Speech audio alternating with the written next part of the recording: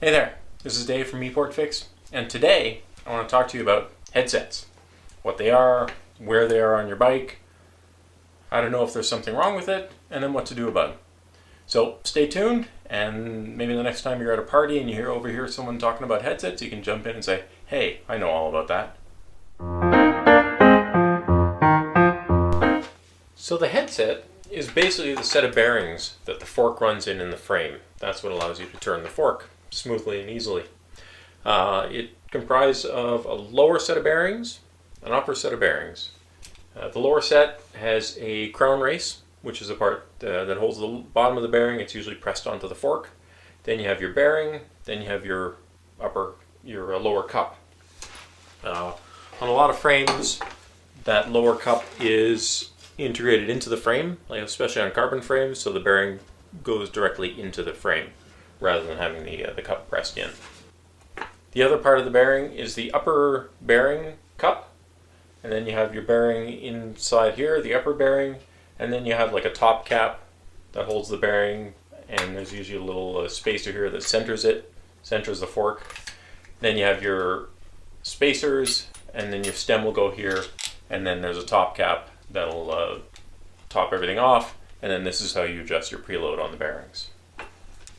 So bearings here work in a different way than normal, different from in your bottom bracket or in your hubs.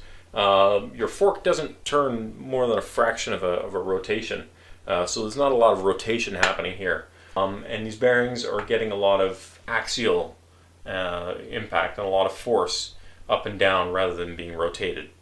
So it's important that these bearings are nice and smooth to allow you to be able to turn your bike and keep balance naturally and easily. If your bearings are loose or if there's a problem with them, you're going to feel vibrations in the front fork. It's going to be notchy. It's going to be a little bit difficult to keep your balance. It's not going to ride as naturally as it could, and you'll feel kind of vibrations and unnatural feelings through the handlebars. So that's why it's important to have the bearings and the headset in a good shape. Because of the position of them, especially the lower bearing, it gets a lot of dirt and a lot of water ingress. So it's important to have a good seal here, and it's important to have good grease that's going to keep it protected. Usually with headsets, I like to run a slightly thicker grease that will stay in place and protect the bearings better. And you know, if you put a thicker grease in the bearings of the wheels or the bottom bracket, you're going to have a bit more resistance that's going to hinder your riding. But here in the headset, it's just going to make it smoother and it's going to protect it better. Now, when you want to check your headset bearings, you lift up the front of your bike and turn the handlebars back and forth. Make sure it spins nice and smooth. You don't want to feel any notchiness. I mean, if bearings are dirty or corroded, you'll feel it'll be notchy. Also, if it's just over tightened, you'll feel that notchiness. You want it to spin nice and smoothly without too much resistance, without making any noise. You want it to be nice and smooth. So that's just to check to see if it's well adjusted and clean. The other way you can do it, I'll show you this. I'll take the bike down. So with your bike on the ground, what you'll want to do is grab the front brake to lock the front wheel and just shake the bike back and forth like this. If there's any play in the front, in the headset at all, you're going to feel it.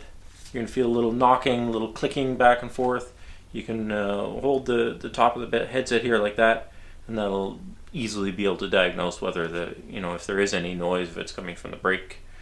Sometimes with disc brakes, the pads will move a little bit back and forth, give a similar feeling to that. But if you put your hands here, you're going to be able to pretty easily identify if the noise is coming from the headset. So do that, shake it back and forth. You'll be able to feel play in the headset really easily. Lift the bike, spin the bearings like that. You'll be able to feel if it's moving nice and smoothly. If you do have play, or if it is notchy, then you're going to have to do some adjustments. Ideally, you would just check to make sure the bearings are clean and well greased. And then once that's done, then you can adjust the preload on the bearings, either with the top cap, or I'll show you the other style. This is a newer style. This is called an A headset. The older style has a threaded fork, and it goes together slightly differently. So this is a typical setup you're going to see with an A headset style headset. This is where your fork steerer goes up through the frame, through the spacers, your stem clamps onto the fork steerer, and then you've got a top cap on top here. So an easy way to see it, if you've got a round top cap with a bolt adjustment in the middle, that's an A-head set. On the other style, you'll see the flats for adjusting the nuts here, and usually you'll just have a single bolt in the top of a stem that is basically just for adjusting the height of the stem inside the steerer. But this style here with the pinch bolts in the back, that's the A-head set style. This is what you're typically going to see nowadays. So you can see this fork is loose here. We've got some play in it. I want to tighten this up. I want to adjust it. First thing you do is you make sure your stem bolts are loose. You don't have to take them out. Just make it loose enough so that the stem does slide on the steer tube. Then you want to go on and start adjusting your top cap. So thread that in. As you tighten it up, it's going to pull all of this assembly together. It's going to be pulling this down, just compressing the bearings, and taking out any preload. Now, if you make it too tight, it's going to be all notchy. I can feel this is notchy. The bearings are squished in here, and when it's too tight like that, first of all, you're going to damage your bearings as you ride the bike.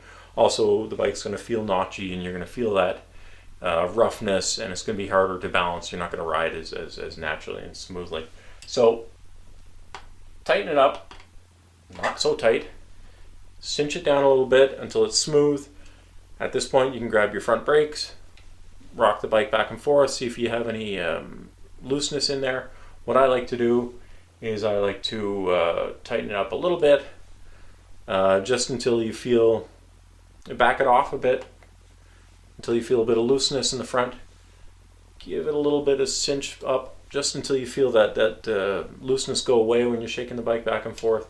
And that's pretty much it. You can lift the front of the bike and just make sure that it spins nice and smooth.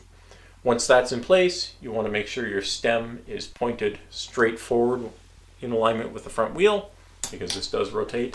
So you want to make sure you have that adjustment done correctly.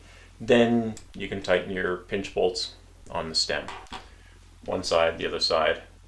Sometimes it's just a single bolt, sometimes there's two bolts, but you want to really make sure that if you have a torque wrench, you want to make sure you respect those torques, because you don't want to strip out these bolts. This is a steel bolt, usually just into a threaded aluminum stem. If you strip that, then basically you're going to be changing your whole stem. So just tight enough so that it doesn't turn when you hold the front wheel and you turn your stem. You just want it locked in place. 4 or 5 Newton meters is usually all it takes. It'll often be written on it'll be engraved on the side of the stem. So once that's in place, top is adjusted, that's your bearing preload. Tighten your stem bolt and you're good to go. Nice and smooth, no play. So if you've got a bike with a more classic style headset like this, where the forks is actually threaded and the adjustment is made here, you'll see the big flats with the where you can make the adjustments there. Instead of just using an Allen key, you're going to need a more specialized tool like this. This is a big cone wrench. Usually it's a 32.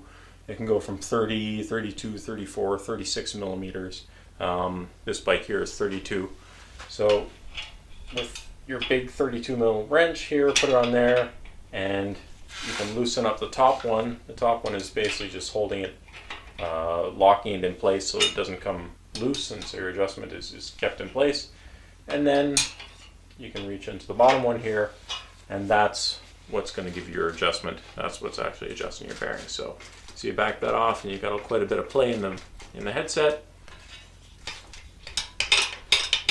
Tighten it up, bring it back together, and then with your cone wrench you can tighten and loosen it, put it on the ground, put on the front brakes, shake it back and forth, make sure your adjustment is good, make sure you take out all that play, bring it back and forth, make sure it still spins smooth, and then you get your top nut here.